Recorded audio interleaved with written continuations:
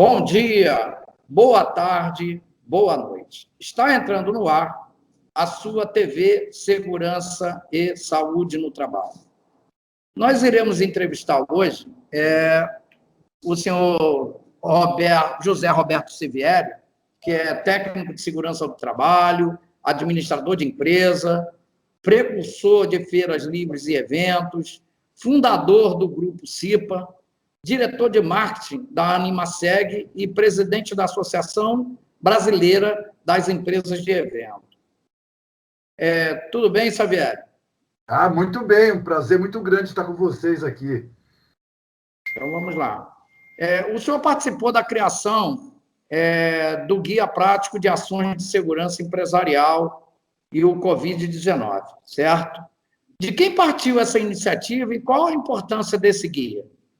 Esse guia foi desenvolvido na Fiesp, na Federação das Indústrias do Estado de São Paulo, pelo Departamento de Segurança. Lá existe um departamento focado nesse assunto e eles sentiram que as indústrias do Estado de São Paulo ainda não tinham o seu protocolo, eles não sabiam exatamente o que deveria ser feito. E cada uma falava uma coisa diferente e as indústrias têm algumas facilidades, outras dificuldades, e uma das facilidades era criar aqueles túneis sanitários. Daí eles começaram a criar aquilo para aspergir cloro nas pessoas. Daí, quando perguntaram para mim, eu falei, não tem coisa mais errada do que fazer do que isso, vocês estão loucos. Mas o que estão fazendo? Daí começaram a contar as coisas, daí nós acabamos achando melhor criar um guia. Esse guia é um guia para a indústria do Estado de São Paulo, para dar um norte, um sentido, um caminho para que a indústria possa fazer uma proteção com um protocolo sanitário coerente com a indústria, coerente com a saúde e segurança do trabalhador, coerente com a proteção sanitária necessária nesse momento de pandemia que matou tanta gente. Certo. Quer dizer, isso aí é o que eu sempre digo, né? Hoje mesmo eu estava comentando isso, né? Mesmo dentro da Covid-19, da pandemia, né? Muita gente não caminha nessa linha, mas eu caminho. A própria norma regulamentadora número 1 e todas as normas, né, de higiene, segurança e medicina do trabalho, elas são céleres nessa questão, né? Cabe ao empregador ele eliminar ou mitigar os riscos no ambiente de trabalho, né? Embora muitos queiram dizer que a Covid nada tem a ver com o trabalho, não, a Covid ela não tem a ver com o trabalho, né? Ela pode não ser, muitas vezes, uma doença ocupacional, né? Porque não tem a ver com a atividade do trabalhador, não tem com a atividade de labor, mas ela tem a ver com a forma que o trabalho é executado, né? Se ele sair de casa e ir para a empresa, e sair da empresa para casa, há uma exposição a um determinado risco, e é um risco invisível, né? É um risco que não toca em você, que você não consegue entender aonde está. Eu entendo que cabe realmente ao empregador mitigar esses riscos. Então, tem que haver realmente um protocolo no qual, até hoje, ainda não, né, a gente não vislumbra isso, é muito aqui e ali, né? Que houvesse a organização a nível do trabalho em relação a isso. Né, um protocolo mesmo, né, como está definido nesse guia. Que aí você consegue padronizar, né, dar um padrão, né, em todas as atividades. Né? Não é só em uma aqui, outra ali, o empregador faz de um jeito, né, foi como você falou, né, fazendo a aspersão de cloro em cima das pessoas. Né? Não, loucura. Mas o Covid, ele estando no ambiente de trabalho, ele é um risco no trabalho. E esse risco no trabalho tem que ser mitigado, não só pela importância do trabalhador, mas pela importância da própria empresa. Porque se você tem uma pandemia dentro da empresa e espalha isso para todo mundo, a empresa paralisa. Porque Sim. Você não vai ter operadores no estoque para ir pegar o trabalhador, o operador, o cara do carregamento, o pessoal da logística, o pessoal do escritório. Você não pode ter uma coisa dessa dentro da empresa, paralisa a empresa. Então, as indústrias não participaram de lockdown, não participaram de paralisação, não participaram de nada. Elas continuaram produzindo, como o setor agro continuou produzindo. Então, mesmo com as coisas fechadas, nós tínhamos o nosso pão todo dia. O padeiro irresponsável ia trabalhar para produzir pão para a gente. Então, não faltou comida, não faltou transporte, não faltou nada durante essa pandemia, esses quase 2 anos de pandemia, não faltaram nada. Por quê? Porque você tinha atividades funcionando. A indústria foi uma delas. Então, você não podia ter uma contaminação dentro dos funcionários, senão a indústria paralisava. Então, além do respeito ao trabalhador, tinha o respeito ao negócio. Então, foram dois interesses conjuntos, e é claro, se você contrai uma Covid dentro do ambiente de trabalho, isso é um acidente, é uma doença do trabalho, sim. Ok, então o setor de evento, né, foi um dos mais prejudicados, né, dentro desse tempo pandêmico, né? O senhor aí como precursor, né, e organizador de feiras e eventos, né, e que sempre bem sucedido essas feiras, esses eventos segmentados, qual é a sua opinião ao momento de hoje, né? E quais as perspectivas para esse final de semestre, né? Até em off estávamos conversando sobre alguma coisa nesse sentido, mas como é que é a sua visão para o setor de eventos e feiras a partir desse segundo semestre de 2021? Bom, primeiro que o setor de vendas, você tem razão, os eventos foram muito afetados, os setores de buffet também foram muito afetados, casamentos, festas, o setor de entretenimento, teatro, cinemas, tudo que gera aglomeração foi muito afetado. Os shopping centers, através de um lobby muito bem feito, conseguiram liberações, mas as feiras são mais seguras do que um shopping center e não conseguiram. Então, eu acho que faltou um pouco de capacidade para o setor de eventos se apresentarem para as autoridades, e as autoridades erraram feio nesse assunto. Por exemplo, o nosso ministro da Saúde, Mandetta, ele falou claramente para a gente que eventos para ele era mais ou menos como Lula-Palusa. Então, para ele, tudo é Lula-Palusa. Então, você vai ter uma festa, Lula-Palusa, um casamento, Lula-Palusa, uma feira, Lula-Palusa, um congresso, um seminário, um curso de segurança do trabalho dentro do sindicato. Tudo é Lula-Palusa. E, portanto, ele proibiu para todo lado e passou essa imagem para a sociedade que eventos é Lula-Palusa. Então, virou uma confusão muito grande. E agora nós estamos tentando provar para todos esses governantes que não é assim que funciona, e agora, no dia 21 e 22 de julho, iremos fazer uma feira-teste no estado de São Paulo, na cidade de Santos. Vamos montar os estandes, vamos ter visitação, e todos os expositores e todos os visitantes serão testados e acompanhados por 15 dias para a gente mostrar para eles qual é o grau de contaminação que existe numa feira. E se a gente provar, o que a gente sabe que nós vamos conseguir, se a gente provar que a contaminação é muito baixa, a partir de agosto ou setembro, voltam os eventos, as feiras e os congressos. É o que a gente espera. Mas pela curva da vacinação, pela curva descendente dos óbitos, a gente percebe que setembro é um mês que deve atingir o seu ponto mais forte, e a partir de outubro as coisas devem voltar a uma normalidade bastante grande, e acredito bastante que a partir de novembro os eventos já estarão todos liberados. Tanto que a Fórmula 1 em São Paulo vai ser na primeira semana de novembro, está marcada, colocar os ingressos à venda, e o primeiro lote de ingressos vendeu no mesmo dia que foi lançado. Então, acredito com certeza em novembro, mas acho que setembro, outubro já será possível. Certo. E como é que o senhor viu aí a iniciativa dessas novas tecnologias, né? Dentro desse nosso período pandêmico aí, né? Lives, webinários, né? Feiras online, né? Eventos em geral, que foram feitos a nível online. mesmo que depois que a gente volte à normalidade, né? Vamos colocar entre aspas, né? A normalidade, porque para mim nada mais será normal, né? Em que nós temos mais de 500 mil, né, de irmãos brasileiros ou não, né, que perderam a vida, que tombaram frente à Covid. Então, para mim, nada será como antes, né? Embora as pessoas digam, vai voltar à normalidade, mas não tem como voltar à normalidade, né? As famílias estão destroçadas, estão quebradas, mas a gente vai tentar voltar a dentro de uma normalidade aceitável, né? E na sua visão, como é que é essas tecnologias aí? O que o senhor achou? O senhor acha que isso vai prosperar depois que volte às atividades presenciais?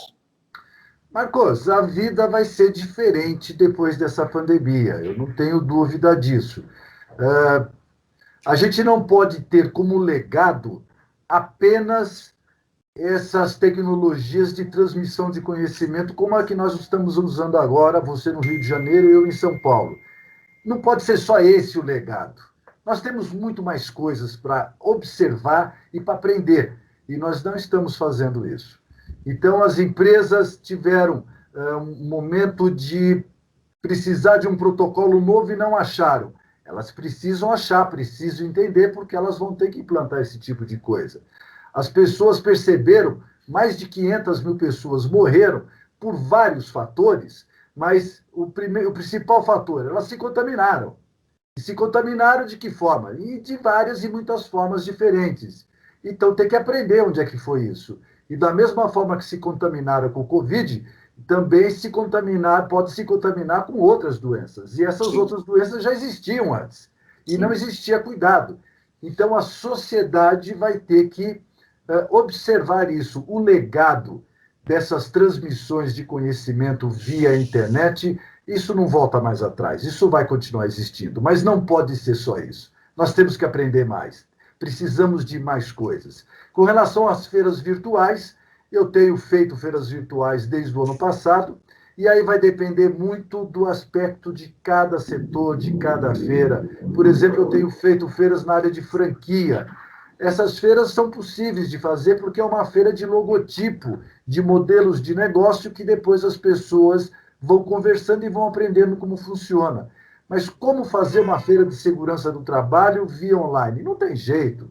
Você precisa ter o tato, você precisa ter a conversa, você precisa pegar no calçado, você precisa ter o capacete na mão, você precisa ter o respirador e você tem que fazer perguntas para as pessoas que estão ali do seu lado. Ou seja, as feiras não vão acontecer, as feiras presenciais não vão acontecer nesse momento, enquanto houver essa pandemia, nesse nível de quase 2.000 óbitos por dia. Não tem jeito. Enquanto isso não cair para 200, 300, não vai acontecer. E as feiras presenciais voltam, mas a parte de transmissão de conteúdo, congressos, seminários, cursos, elas podem ser híbridas. Elas podem ser presenciais e via internet, inclusive ampliando a quantidade de pessoas, a quantidade de transmissão, a quantidade de conhecimento. Então, eu acredito que o caminho vai ser esse. Toda transmissão de conhecimento vai ser híbrida, dificilmente nós teremos só presencial, a não ser que alguém queira ficar isolado.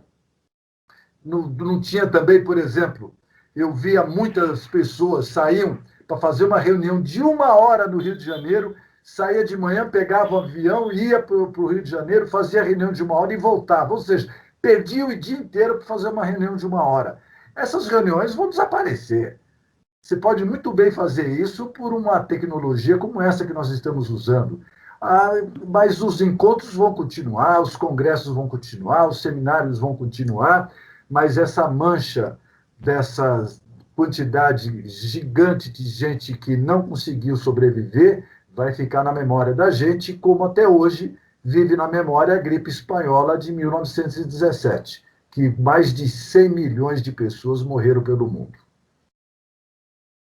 Em 1977, né, o senhor foi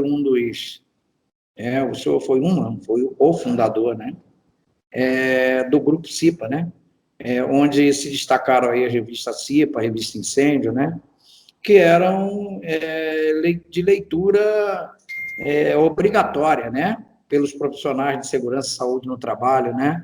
Eu, na época que eu estudava, né, que eu fazia o curso técnico, era algo, assim, esperado, né? Todo mês a gente esperava uma edição nova da revista CIPA, né, para a gente ler. E eu, na época, eu era assinante da revista CIPA, eu recebia a revista e eu levava para a escola aquilo ali para o curso com uma satisfação danada, né? Pegava algumas matérias, debatia com os professores em sala. Era uma informativos de excelência, né? E aí, qual foi aí a sua motivação para criar aí, na realidade, o Grupo CIPA? Na verdade, essa é uma história muito interessante. Eu trabalhava numa lavanderia. E nessa lavanderia, eu trabalhava com limpeza de carpete e lavagem de cortina. Eu cuidava desses dois setores. E também era músico, tocava bateria, Marcos. E no conjunto musical tinha um baixista e tinha um guitarrista. Então nós éramos um trio. E o baixista acabou acertando com a namorada dele para casar, e eu fui padrinho dele, e ele daí foi trabalhar numa ótica, e na ótica tinha um rapaz lá na ótica, um vendedor de óculos, que teve a ideia de fazer um gibi de segurança, o Zé Bituca. Mas ele não tinha nenhuma experiência gráfica e também não tinha dinheiro para fazer o negócio. E daí, eu, como era padrinho do baixista, ele conversou com o baixista conversou comigo, e eu tinha alguma experiência gráfica porque eu fazia o jornal do diretório acadêmico da faculdade que eu estudava. Então, eu achei interessante a ideia, e como eu atendia indústrias também, eu perguntei para as indústrias se era verdade que aconteciam acidentes e doenças do trabalho. E o rapaz da indústria falou: acontece, tem inclusive o inspetor de segurança aqui, não era técnico, era o inspetor, supervisor de segurança, perdão. O supervisor de segurança, daí eu conversei com ele, ele falou que era verdade, daí começamos a fazer uma revista em quadrinhos chamada Zé Bituca. Então a empresa tinha 500 funcionários, comprava 500 gibis, dava um para cada um ler. E ela tinha uma revista falando sobre saúde e segurança de forma de quadrinhos. Mas os profissionais de segurança começaram a me cobrar: por que você só tem material para o trabalhador, não tem para a gente? Daí veio a revista CIPA. Daí começamos a escrever para o profissional de segurança. Daí eles começaram a me cobrar o seguinte: puxa, mas eu precisava de um material para treinamento. Daí nós começamos a fazer os conjuntos de slide para treinamento. Então nós tínhamos os slides. Daí as pessoas começaram a dizer o seguinte: puxa, olha, eu comprei o slide, eu já tenho a revista, mas eu não tenho equipamento para projetar o slide, não tenho tela. Daí começamos a vender tela de projetor, começamos a vender o projetor de slides. Esses slides e projetores acabaram virando filme de 16 milímetros. Eu lancei o filme E Agora, lancei vários filmes de segurança do trabalho, e da mesma forma comecei a vender os projetores de filme. E daí vários clientes falavam: olha, eu já tenho filme, eu tenho projetor, eu tenho a tela, eu tenho a revista, eu tenho o gibi, mas está me faltando gente para falar. Eu não sei falar com os trabalhadores, eu não sei dar palestra. Daí nós começamos a dar palestra para as empresas, montamos uma equipezinha e começamos a fazer cursos. Do curso sai a legislação, daí começamos a fazer cursos técnicos, curso dentro das empresas, e daí veio a ideia de seminário. Aí lançamos o seminário e começou a aparecer os expositores querendo participar do seminário. Mas eu estava dentro do hotel. Eu falei: como é que você quer participar aqui? Ele falou: não, essa clientela que está aí dentro me interessa. Daí eu vendi, a minha primeira feira foram 4 mesas. Eu vendi as 4 mesas, um colocou calçado de segurança, outro colocou capacete, outro colocou respiradores, e é o que cabia, lá eram 4 mesas. Eu vendi as 4 mesas. No ano seguinte, o seminário aumentou, já fiz uma feira com 25 estandes. No outro ano, já fui para o Anhembi, já fez um congresso para 2.000 pessoas, 160 estandes, e daí em diante você conhece a história. Daí não paramos mais de crescer. E eu percebi o seguinte, que o que eu estava fazendo na segurança do trabalho eu poderia fazer em outros setores. Daí comecei a fazer em vários outros setores, cheguei a 34 feiras, 70 congressos por ano, e com 5 revistas e mais um monte de coisa. Pois é, e nós aqui do Rio de Janeiro, eu vou te ser franco, a gente aqui no Rio de Janeiro, os trabalhadores, os profissionais de segurança, a gente se ressente de que o Rio de Janeiro ele é muito carente nesse sentido, muito, muito. Aí, até porque que aqui a gente não tem uma indústria pujante como tem São Paulo, né? E aí é que a gente não tem. Nós tínhamos a feira, né, da revista Proteção, mas que também parou, né? A gente tinha aqui no Rio de Janeiro, a feira parou, e hoje a gente não tem mais, né? Então, a gente aqui no Rio de Janeiro estamos muito carentes. Seria realmente uma maravilha se a gente pudesse, no Rio de Janeiro, ter, nem que seja de 4 em 4 anos, de 5 em 5 anos, ter a sorte, de, principalmente os mais novos, né? A garotada que está saindo dos cursos, ter contato com as feiras, de né? Seria de são acho que em 2018, se não me engano, não me lembro, né, que nós tivemos lá, né, aquele equipamento para trabalho em altura e atividade de espaço confinado, que era uma tela, né? Lembra? Você me levou lá no stand e eu achei aquilo ali fantástico, né? Porque você ministra um treinamento em que o trabalhador participa de um espaço confinado onde ele não tem, na realidade, a exposição ao risco, mas ele tem a vivência do que seria a entrada no espaço confinado até em trabalho em altura, né? Aquela plataforma de pouco mais de 30 centímetros do chão, né? E ele acaba sentindo a sensação de realmente estar atuando na... Então, a gente se ressente desse tipo de feira. Seria realmente o Rio de Janeiro, se pudesse ser blindado com uma feira dessa, seria algo assim maravilhoso. Eu sei que é realmente difícil, né?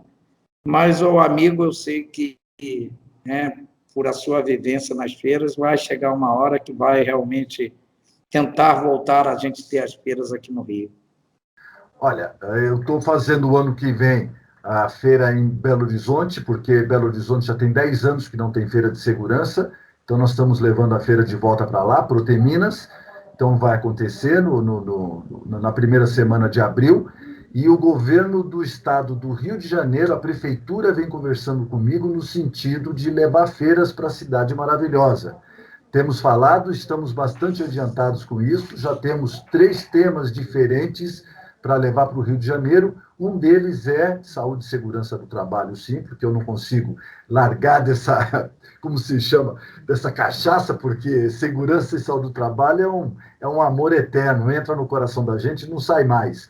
Então, já estamos negociando com 3 temas e o governo estadual está cedendo um incentivo através do ICMS para que as empresas participem e o prefeito está negociando para criar um incentivo com o ISS para que também a gente consiga fazer isso. Os pavilhões, tanto o Sul América como o Rio Centro, os dois já conseguiram ceder uma boa parte do valor para poder viabilizar o evento, e é provável, tenha certeza, Marcos, é provável que logo, logo nós já estaremos no Rio de Janeiro levando os eventos para aí. Com relação ao simulador que você conheceu aqui em São Paulo, que eu estava operando, na verdade, o objetivo daquele simulador não é só apenas para as pessoas sentirem o que é um trabalho em altura. Ele é mais do que isso. Eu tenho uma sensação clara que nós temos lindos serviços do SESI, do SENAI principalmente, no Brasil inteiro. O SENAI forma toda essa garotada para trabalhar. Então, você tem os eletricistas, você tem pedreiro, você tem marceneiro, você tem uma infinidade de trabalhadores que saem do SENAI todo ano. São mais de 1,5 milhão.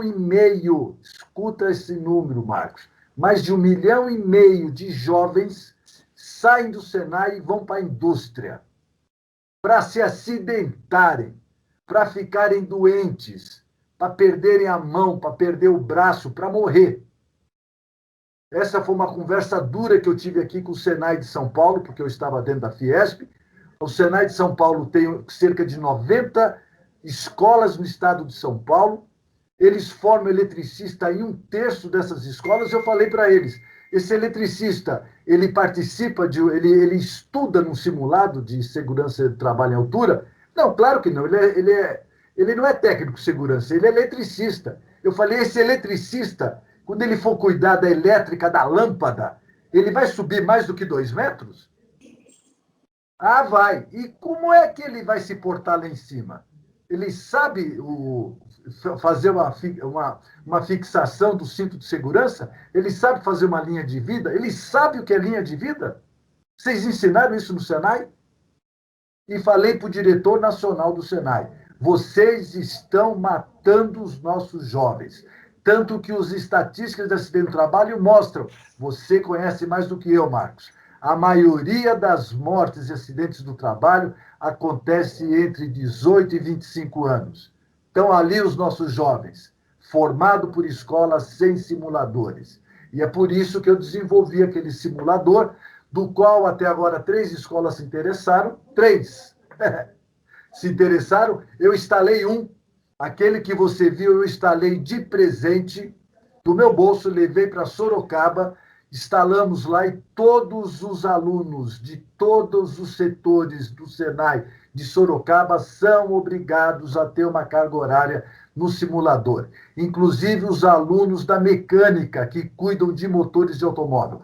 Todos eles têm que passar pelo simulador. É obrigatório. É a única escola do Brasil que tem um simulador de trabalho em altura. O outro Senai que tem aqui em São Paulo, que é um Senai de construção civil, coloca meninos para simular a altura numa torre com 10 metros de altura. Eu olhei para o cara e falei, você não conhece a legislação. Como é que você faz uma coisa dessa?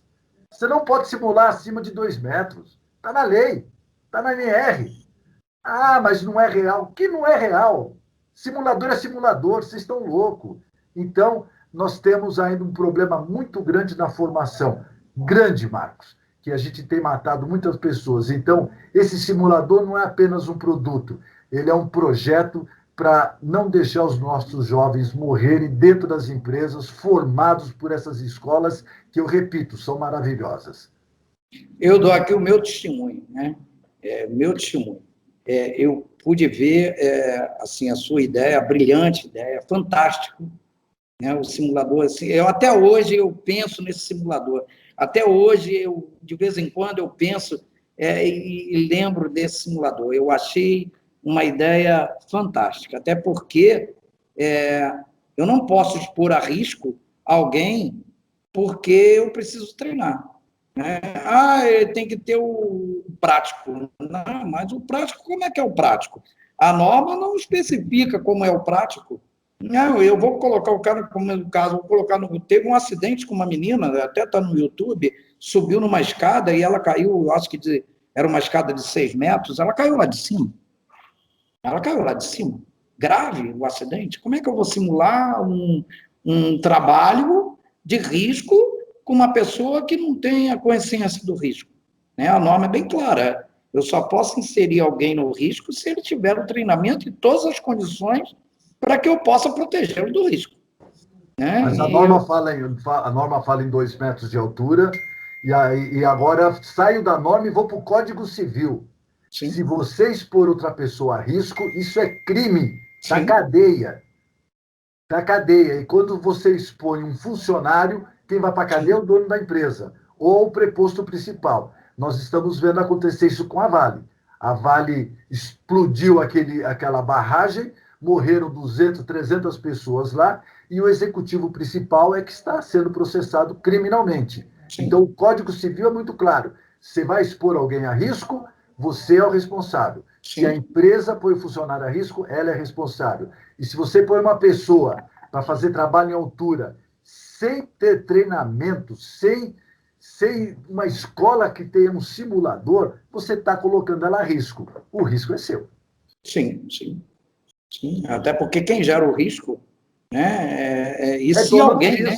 Eu vou mais longe. Se alguém ofere lucro com uma determinada atividade, e se nesta atividade que ele ofere lucro, ele expõe alguém ao risco, ele é responsável por mitigar esse risco, eliminar esse risco.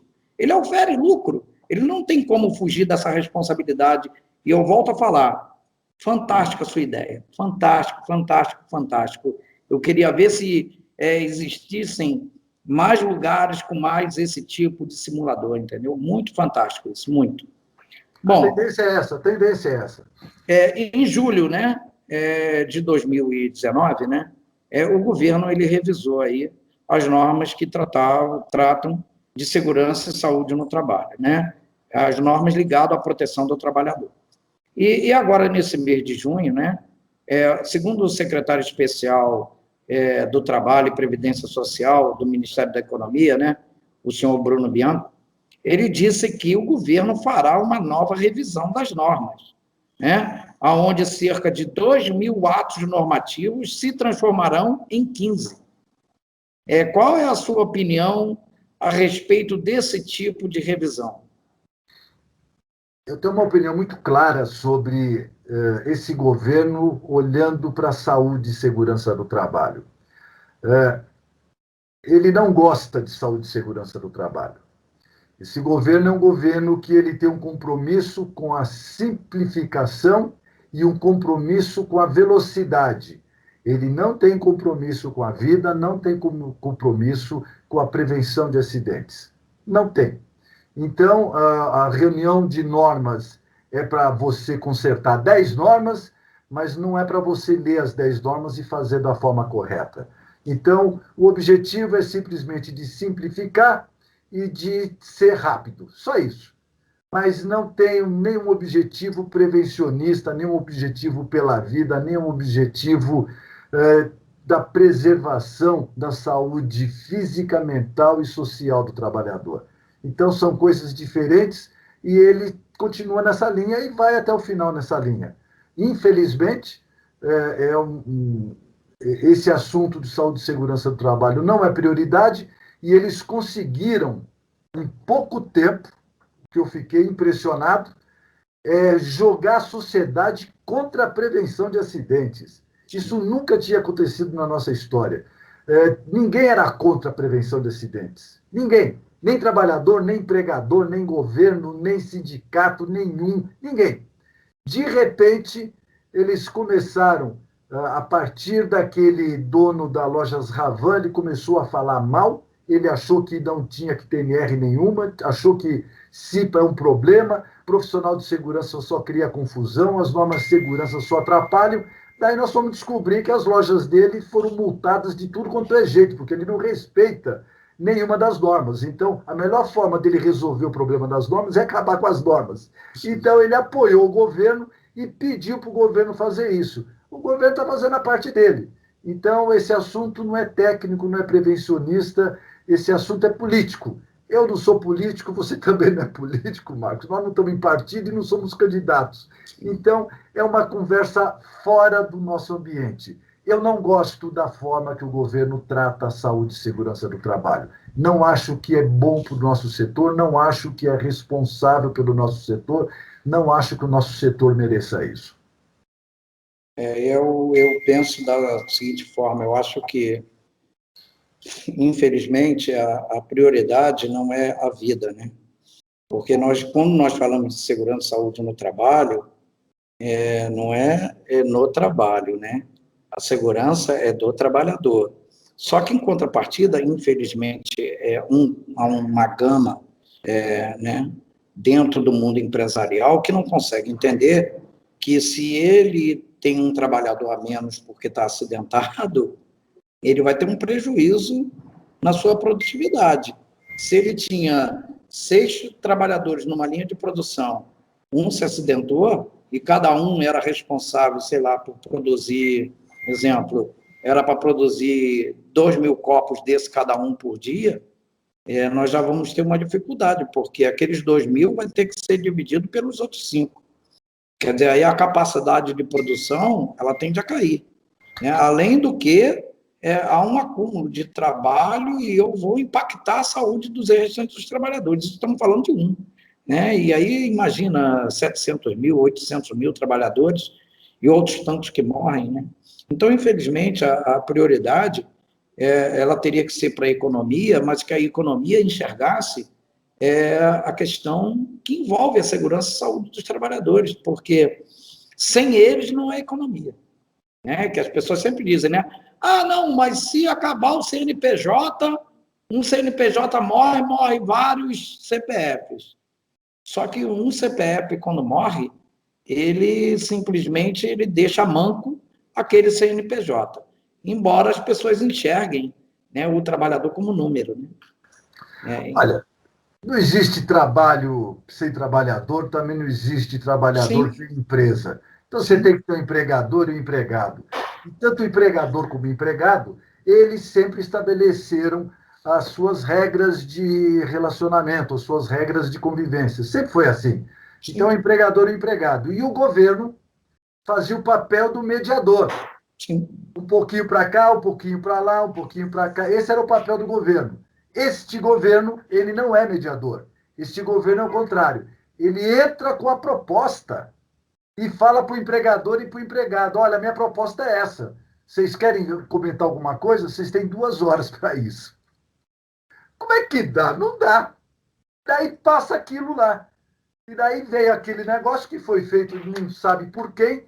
Ainda bem que nós temos boas pessoas lá no Ministério da Economia que vieram do extinto Ministério do Trabalho. Então, eles estão escrevendo e a gente tem dado a sorte deles conseguirem estar implantando os textos com uma visão técnica boa. Mas se depender do pessoal novo, como esse Bruno que você acabou de falar, eles nunca tiveram atividade na área de saúde e segurança. Eles não sabem o que estão falando. Então, existem técnicos que estão conseguindo proteger o setor. Tanto que a maioria das alterações não foram alterações ruins, não criaram nenhuma grande ruína. O governo prometeu no começo do ano passado, perdão, retrasado, em 2019, prometeu que ia acabar com 90% das NRs. Você lembra sim, disso? Isso não aconteceu. Claro que não. Nós fizemos um movimento em São Paulo e esse movimento de São Paulo conseguiu brecar todo esse movimento maluco deles que queriam abaixar 90% as normas. Tanto que até o presidente da República falou sobre isso, mal orientado por esses caras.